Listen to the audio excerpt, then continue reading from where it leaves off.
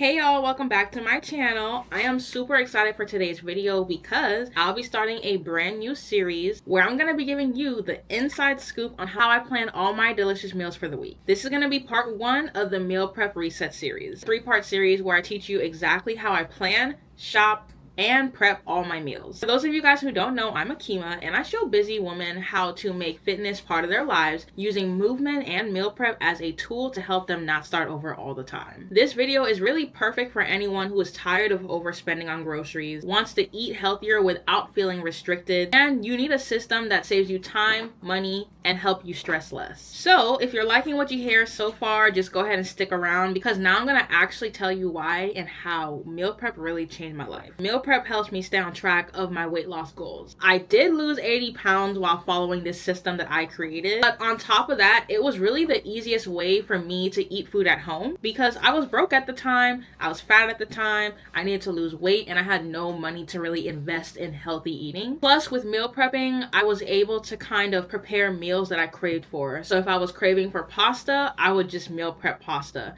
If I was craving something sweet, I would make a high protein dessert. I honestly feel that meal prepping gives you a lot of financial freedom and more control over your time and your money. So let's talk a little bit more about finances and my budget. My grocery budget is $150 every 2 weeks. So my grocery budget is $300 a month. When I first started my weight loss journey, I used to spend about the same amount of money weekly at Whole Foods and Trader Joe's, and really it was killing our budget in my pocket. It was very stressful to have to grocery shop every single week for stuff that I needed. I was overwhelmed, and honestly, like, a lot of people feel like eating healthy is expensive. It's not. You just need to shop better. Like, some of y'all really shop every day for groceries. That's a lot of money. Buying in bulk has been a necessity in my household because it definitely helps with the budget, but it keeps me from feeling overwhelmed because I don't have to think about every day, what are we eating for dinner? And of course, every household looks different, so let me take you through how my household looks first and how this budget reflects that. It's currently just me and Dominic in the house. We don't have no kids at all.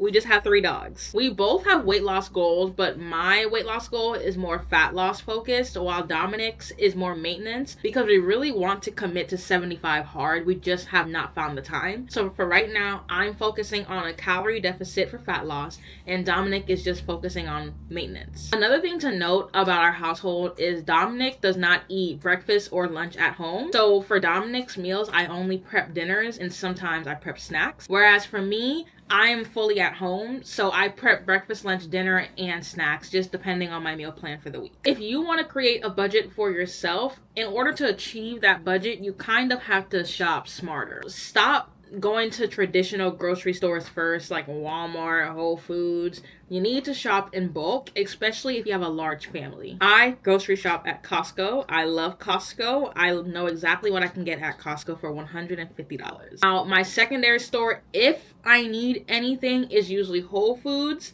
or Lot Market, which is more of an Asian market. That's really where I get a lot of my produce. First step that I really do to achieve my budget though is doing an audit of my kitchen. You need to see what you already have in your kitchen. You need to also go over what staples you have in your house. So me personally, staples that you'll always see in my house is a full rack of Kinder seasoning, and you'll always see rice. Bulk items like my rice actually last me a year because if you measure and portion your food, I know how long the food is gonna last. I also like to challenge myself and use what I have to find new recipes. If you have leftover tuna, go ahead and Google tuna recipe ideas and get your brain flowing with some creativity. That is just the best way to be creative and kind of enjoy cooking the food that you want. Most fun I have though is when it comes to actually meal planning and all those recipes, which is actually something that I do in my one-on-one coaching. A lot of my clients come to me because of my creativity on all the meal ideas that I have. I personally love to make their plans from scratch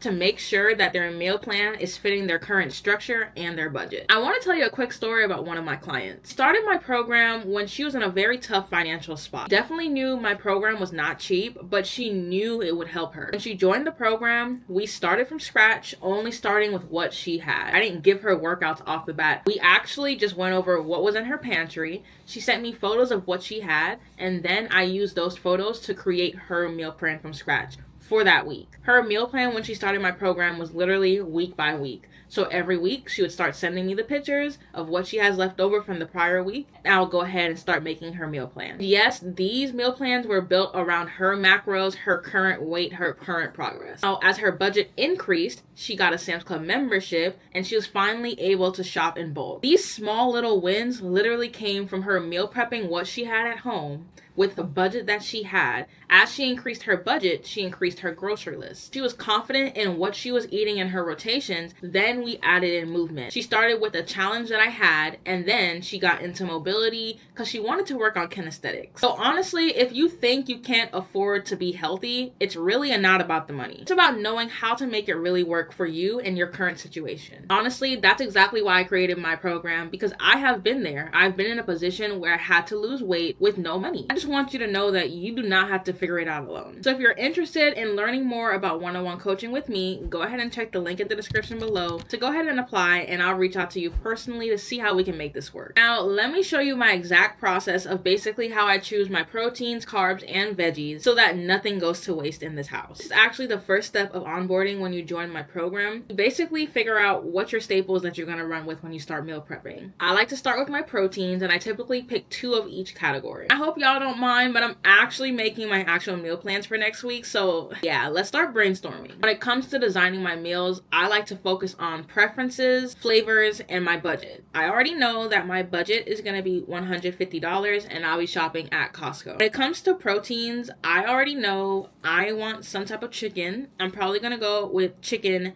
thighs because they're a little bit more juicier. Dominic already told me he wants ground beef, and usually when he wants ground beef, that means he wants some type of Mexican food. I also seen this recipe online by Liza Marie Fit, and she made like these dumplings, so I'm pretty sure I'm gonna get ground turkey as well. After I kind of know what proteins I feel like eating, then we go on to step 2, which is figuring out your carbs. Like I said, I always have rice on deck. I'm going to keep it simple. I'm going to stick with rice this week. The recipe that Liza had was like a dumpling bowl, so the side was rice anyway. I know I want to make like chipotle honey chicken, so my side is going to be rice. So I'm pretty sure I'm going to keep it simple and just rotate different bowls for this week and next week. I'm also going to add black beans as a carb because usually when I'm making bowls, it's Mexican inspired, and you know, Mexican black beans, they just go well together. Final step is now choosing your veggies. I personally don't like cooking with vegetables, so for me, I know I already want corn because I'm doing like a corn salsa.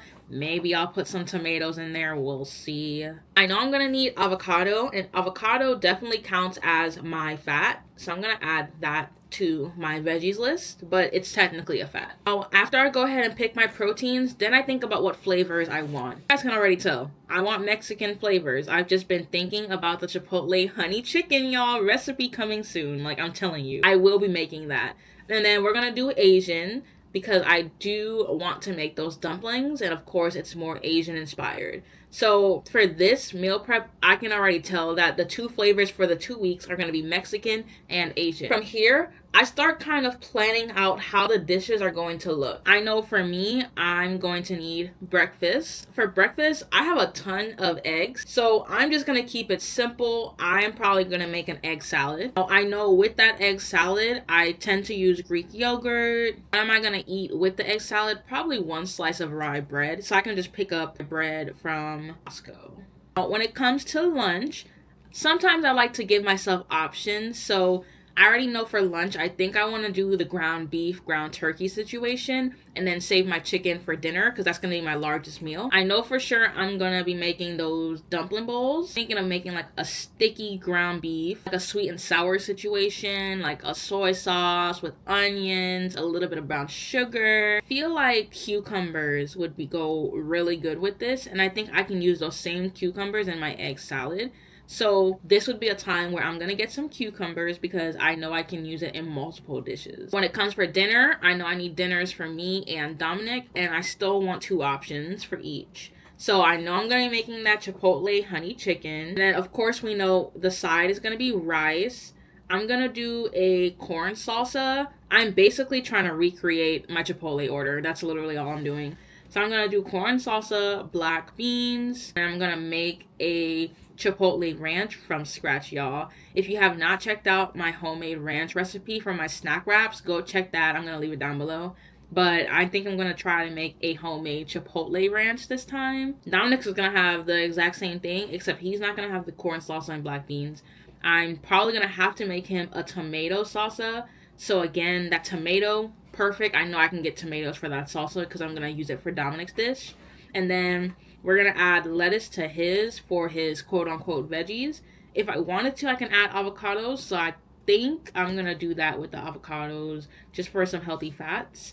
And then for my second dinner, a Mexican style chicken with like paprika, taco seasoning. And I think I want to do like a street corn. So since I did the corn salsa, chipotle honey, I think I want to do a street corn for the second dish. So that means that it's basically the same seasonings as a chipotle honey chicken, just without the honey. I actually sampled my dessert already earlier this week. It's gonna be a blueberry crumble cheesecake bowl. That's a mouthful. I'm so excited, y'all. Oh, of course, the final step, which I just did with you guys, is writing down all the meals on the notebook. So in part 2, I'm basically gonna show you how I turn those meals that we just created together into full-on grocery lists with exact measurements on how much I need, so I'm not wasting time when I go grocery shopping, and I know exactly how much food I am getting when I shop. Once we make that grocery list in part 2, then I'm gonna take you guys shopping at Costco and show you guys kind of how I shop. So y'all, make sure that you are subscribed with notifications so you do not miss when I drop part 2. Thank you guys for watching, and I'll see you guys in the next video.